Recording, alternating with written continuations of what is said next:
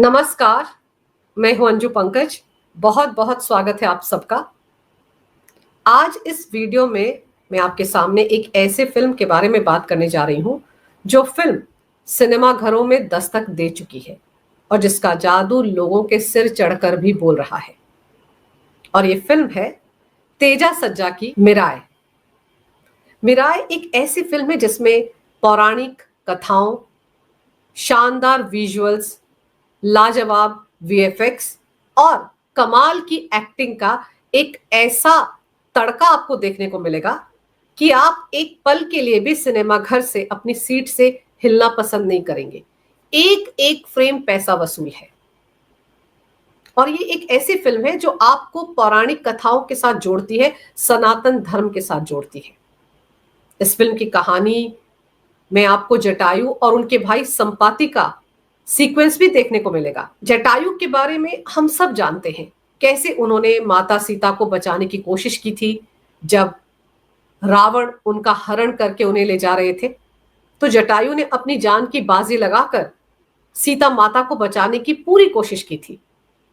लेकिन जटायु के भाई संपाति भी हैं, इसके बारे में शायद बहुत कम लोगों को पता है। और इस फिल्म में आपको जटायु और संपाति के बीच का सीक्वेंस भी देखने को मिलेगा जो बहुत ज्यादा भावुक कर देगा आपको। और जटायु की मौत का बदला लेने के लिए उनके भाई संपाति ने एक संकल्प लिया था और फिर उस संकल्प को पूरा करने के लिए किस तरह से वो अद्भुत शक्तियां ग्रहण करते हैं, हासिल करते हैं, वो सब कुछ इस फिल्म में दिखाया गया है। इस फिल्म में सम्राट अशोक के उन 9 अज्ञात पुरुषों के बारे में भी बताया गया है जिनके बारे में मिथक है, जिनके बारे में बहुत ज्यादा कहा जाता है कि उन्हें सम्राट अशोक ने उन ग्रंथों को संभाल कर रखने की जिम्मेदारी दी थी जिन ग्रंथों में ऐसा ज्ञान है कि अगर वो ज्ञान किसी आम आदमी के पास चला जाए तो वो देवता बन सकता है, और अगर वो ज्ञान गलत लोगों के हाथ में चला जाए तो पृथ्वी पर तबाही मच सकती है। और कलिंग के युद्ध के बाद जब सम्राट अशोक शांति के रास्ते पर अग्रसर हो गए थे, उस वक्त उनको इस बात का डर सताने लगा था कि कहीं ये ज्ञान कुछ गलत लोगों के हाथ में ना आ जाए, और इसलिए उन्होंने 9 ग्रंथ तैयार किए थे और उन 9 ग्रंथों को दुनिया से दूर रखने की जिम्मेदारी अपने 9 अज्ञात पुरुषों को सौंपी थी। तो उसका सीक्वेंस भी आपको इस फिल्म में देखने को मिलेगा। और सबसे अहम बात यह है कि आज के दौर में अगर बॉलीवुड की भी बात कर ली जाए तो ज्यादातर फिल्में जो है वो सीक्वल्स की शक्ल में बनती है या उनके रीमेक्स होते हैं। पुरानी कहानियों को अलग अलग तरीके से परोस दिया जाता है और सीक्वल्स तो ऐसे दिलचस्प होते हैं कि अगर एक फिल्म हिट हो जाए तो 1 2 3 4 5 6 ऐसे करके उसके कई सीक्वल्स बना दिए जाते हैं। इससे पता चलता है कि बॉलीवुड में अच्छी स्क्रिप्ट्स की कमी है, अकाल पड़ा हुआ है। फ्रेश स्क्रिप्ट्स, फ्रेश कहानियां उनको मिल नहीं रही हैं। लेकिन मिराय के साथ ऐसा नहीं है। मिराय बॉक्स ऑफिस पर एक ताजा झोंके की तरह है। इसकी कहानी में नयापन है। ऐसा नहीं है कि इस फिल्म में पुरानी धार्मिक कथाओं को दोहराया गया हो, बल्कि पौराणिक कथाओं को एक नए अंदाज में, एक नए नजरिए से, एक नए दृष्टिकोण से पर्दे पर उतारा गया है। और ये कमाल है डायरेक्टर कार्तिक घटमनेनी का।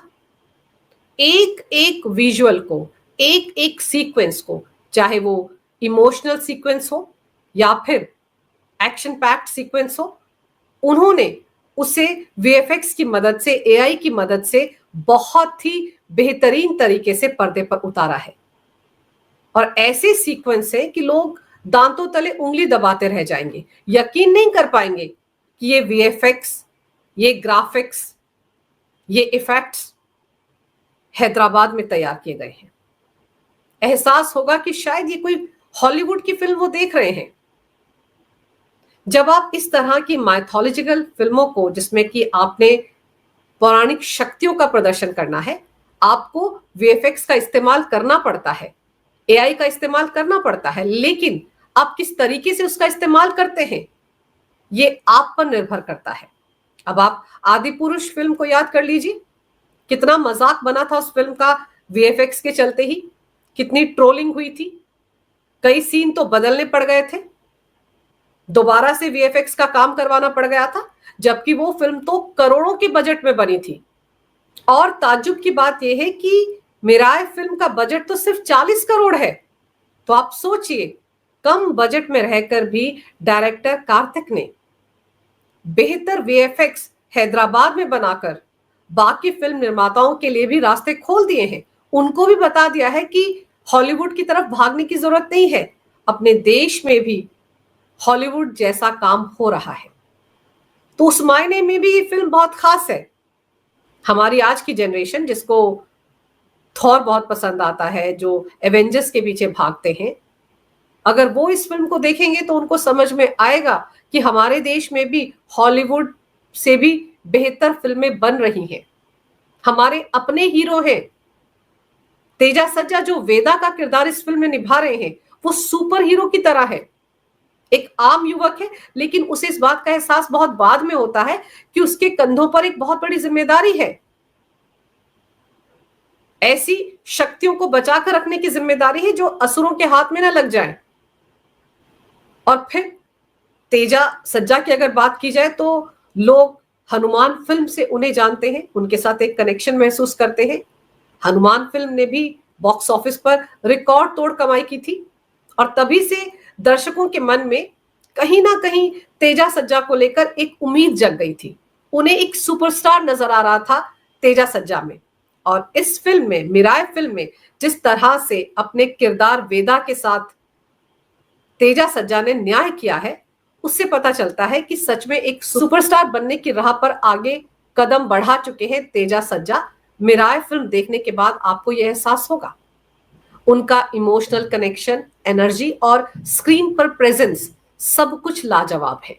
कुल मिलाकर मिराय फिल्म में पौराणिक कथाओं को जिस बेहतरीन तरीके से पर्दे पर उतारा गया है, उससे साफ है कि यह फिल्म सभी जनरेशन के लोगों को पसंद आएगी।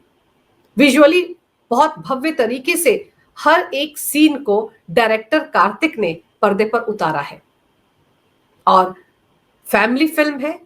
सभी को साथ जाकर इस फिल्म को देखना चाहिए। तो अगर आप एक ऐसी फिल्म देखना चाहते हैं जिसमें दमदार कहानी हो, नयापन हो, शानदार वीएफएक्स हो, बेहतरीन म्यूजिक हो और एक्टिंग भी लाजवाब हो, तो आपको मिराय फिल्म जरूर देखनी चाहिए। यह फिल्म पूरी तरह से पैसा वसूल है। और याद रखिए, इस फिल्म को देखने के बाद इसका जो हैंगओवर है वो काफी दिन तक आपके साथ रहेगा। अगर आपको ये वीडियो अच्छा लगे तो कृपया इसे लाइक करें, शेयर करें। अगर आप पहली बार मेरे चैनल पर आए हैं तो कृपया मेरे चैनल को सब्सक्राइब करना ना भूलें।